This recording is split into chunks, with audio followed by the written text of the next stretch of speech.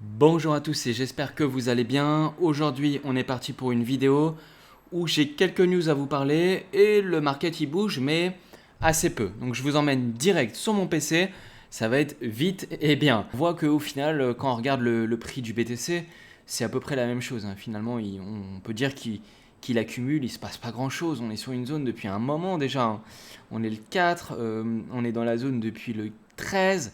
Ça fait 3 semaines, allez, ça fait presque un mois, 3 semaines, un mois qu'on est dans la zone. Donc on continue et on avance tout doucement. Et on verra bien où ça va nous mener. Mais pour l'instant, il n'y a rien de nouveau sous le soleil. Et on est toujours dans la zone et on attend que ça break la zone dans un côté ou dans un autre. Et évidemment, on préférait que ça soit au nord, hein, un peu comme tout le monde. Donc là, j'ai une news à vous montrer. C'est Mayor Francis Suarez. Et Mayor Francis Suarez, c'est le maire de Miami. Miami.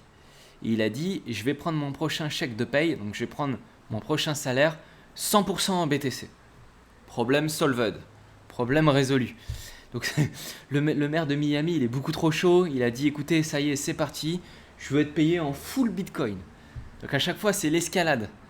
De plus en plus haut et de plus en plus fort. On verra bien jusqu'où il va aller le maire de Miami. Mais pour l'instant, c'est clair qu'il est à fond dans le BTC. Sinon, on a le FC Barcelone, le Barça, donc le club de foot de Barcelone, qui veut créer des NFT. Et il veut créer des NFT dans un thème historique dans l'histoire du club, etc. Bon, j'ai lu un petit peu, de ce que je comprends, en fait, il cherche juste à faire de l'argent. Et au final, c'est à peu près le but de tout le monde, hein, on est d'accord. Mais là, le gars, il dit clairement, on a 400 000 abonnés, tiens, tenez, c'est écrit là, on a 400 millions de followers sur les réseaux sociaux, donc on veut faire un FC, donc ça peut marcher, etc. Et en fait, j'ai lu un petit peu par rapport au Barça, ils disent que c'est un club qui est très endetté, qui a pris des mauvaises décisions, ils savent plus comment s'en sortir, machin, etc. Et que donc du coup, c'est pour ça qu'ils font un NFT. Si c'est pour ça, c'est un peu dommage. Si le but pur et dur, c'est de récolter de l'argent, à un moment, ça marchera pas. Mais par contre, s'ils font un NFT dans le but d'offrir quelque chose à leurs fans et de leur donner un pouvoir de décision, etc., là, ça peut marcher. Après, ils peuvent coupler les deux, c'est possible. Mais en tout cas, là, j'ai vu que la plateforme sur laquelle ça va être, j'ai été voir, ça s'appelle Onyx. Et Onyx, bon, bah, j'ai vu, il y a un token Onyx. J'ai vu qu'il a perdu moins 50% depuis hier. Hier, il était à 12,29. Aujourd'hui, il est à 6. Bon, en gros, c'est un shitcoin. Enfin, je peux pas dire que c'est un shitcoin, mais c'est une mini capitalisation et donc le moindre mouvement, boum boum boum boum. Et il est basé, c'est un contrat Ethereum, hein. Donc il est basé, c'est un token ERC20. Et donc en fait, cette plateforme-là, elle va rien changer au problème actuel qu'on a pu expliquer hier par rapport à Booba, etc. Il y aura les mêmes frais, même si le token c'est du ONX, ça sera pareil. Donc les NFT en ce moment ça bouge beaucoup, il se passe beaucoup de choses avec le Barça. Et je vous laisse, là c'est un article sur Clubic, donc c'est un article sur un site français. Je vous laisse admirer la beauté des commentaires. Il y a 40, vous voyez, il y a 43 minutes. Le NFT c'est bien cette chose où tu donnes ton vrai argent contre un JPEG et waouh, je suis le proprio d'une image copiée X milliards de fois. Le NFT reste une mode. Entre parenthèses, c'est une arnaque. Comme les big data, au début, il y a un effet de mode qui finit par s'estomper. Pourquoi ils lancent pas directement un fan token comme le PSG tant qu'ils y sont? T'as bien résumé le truc, c'est un appât pour le gain, machin. 400 millions d'abonnés. Bon, là, lui, il dit rien de spécial, mais par contre, celui d'après, Barça ou pas, quand il faut déposer le bilan. Oubliez pas, les footeux, il y en a beaucoup. C'est un caillou qu'ils ont dans la tête. Il n'y en a pas beaucoup qui vont se jeter dessus sur ces NFT. Rien à voir avec le CB, mais si on proposait la vidéo de Valbuena en NFT, ça pourrait sérieusement renflouer les caisses de l'OM. Bon, vous avez vu la qualité des commentaires dans le domaine du foot. Bon, passons. Mais quand on voit ça, on se dit, moi, quand je vois ce genre de message, je me dis, bon, bah, il y a encore on est encore au début, quoi. Il y a encore tout un step d'adoption de la technologie qui peut venir et tout. Et quand je vois des singes comme ça, désolé, mais c'est vraiment ça. Quand je vois des commentaires comme ça de singes qui se croient intelligents, franchement, ça fait un peu peur. Donc bon, passons, mais en tout cas, on est loin d'une adoption généralisée, hein. Et ça, c'est plutôt bien. Nous, ça nous laisse de la place, on est encore au début, et ça peut encore bouger. Pour parler, pour continuer dans la suite des NFT, aujourd'hui, il y a Affinity qui ont réservé 100 millions de dollars pour créer un fonds dans le domaine des métaverses. Alors, j'ai lu l'article, hein, ils vont faire ça en plusieurs fois, en plusieurs domaines, dans l'intégration de Affinity, dans l'intégration du Wallet Engine, la marketplace NFT.io, etc. En fait, ils veulent développer le Engine écosystème. Ils ont vu qu'il y avait une hype dans le domaine des métaverses. Et donc, forcément, qu'est-ce qu'ils font? Ils investissent beaucoup en espérant que ça va leur ramener beaucoup d'utilisateurs. Bon, alors, il y aura beaucoup de candidats, mais il y aura peu d'élus à la fin. Donc là, c'est normal. C'est comme dans les révolutions technologiques d'Internet en 2000-2001. Il y a beaucoup de personnes levaient des fonds, mais à la fin, il restait peu d'acteurs. Donc je me dis que chaque jour, on en voit des trucs comme ça. Donc Engine, c'est un bon projet. J'en ai un petit peu, je crois. Faudrait que je regarde dans mon wallet. J'ai acheté quelques trucs.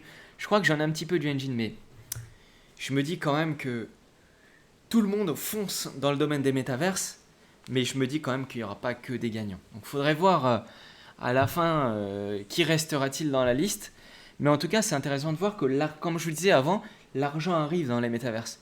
Et si l'argent arrive dans les métaverses, alors elle peut arriver et ça peut faire un flop, mais si la mayonnaise elle prend, ça peut peut-être monter très haut.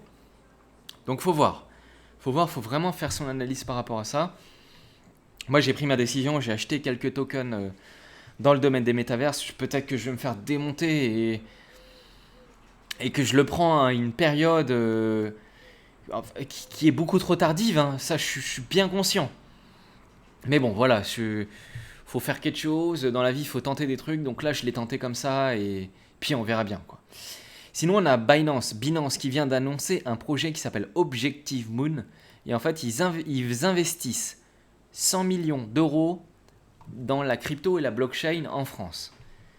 Bon alors dans l'article c'est présenté, alors c'est Binance qui écrit, hein. Donc Binance il nous dit, Binance a annoncé aujourd'hui un partenariat avec France FinTech dans le cadre d'une initiative de 100 millions d'euros. Et écoutez bien, c'est quand même bien formulé, entre guillemets, pour aider la France, pour aider à faire de la France et de l'Europe un acteur mondial dans le plan de l'industrie et de la blockchain, de la crypto.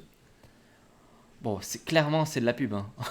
Parce que Binance qui veut aider quelqu'un, j'y crois à 0 seconde. J'y crois, mais pas du tout, quoi. Pas du tout.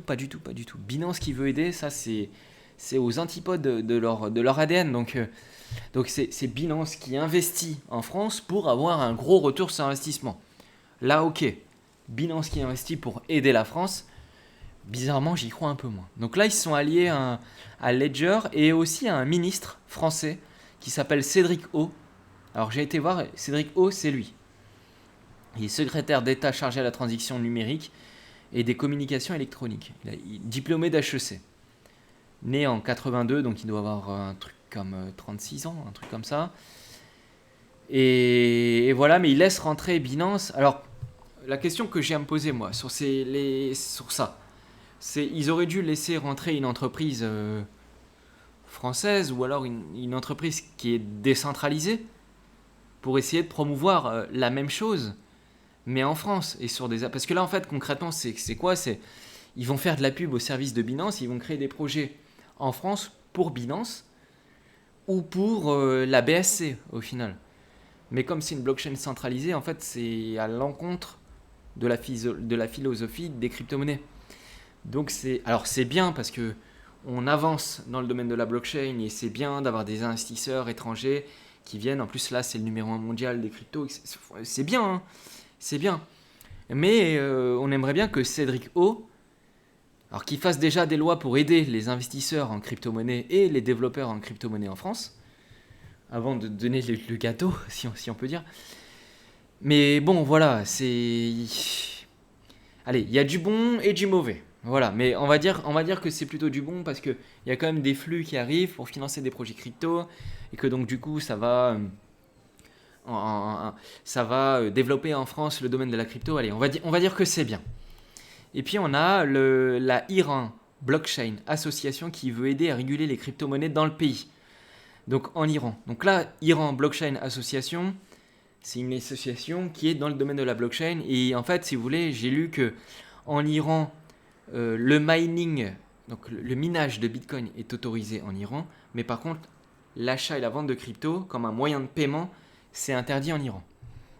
Et en fait, ça va dans le bon sens parce qu'en fait, Iran Blockchain Association, comme ils sont entre guillemets pro-crypto, ils disent au gouvernement, écoutez, vous n'avez pas les compétences, je vais essayer de vous aider, c'est plutôt bien. Et puis l'Iran, donc Ashtiani, c'est le patron de l'Iran Blockchain Association, et il dit, nous sommes prêts à aider à établir des règles qui peuvent aider à assurer un impact positif des cryptos sur l'économie, tout en minimisant la criminalité, parce qu'ils ont aussi du mining de Bitcoin au noir, si on peut dire.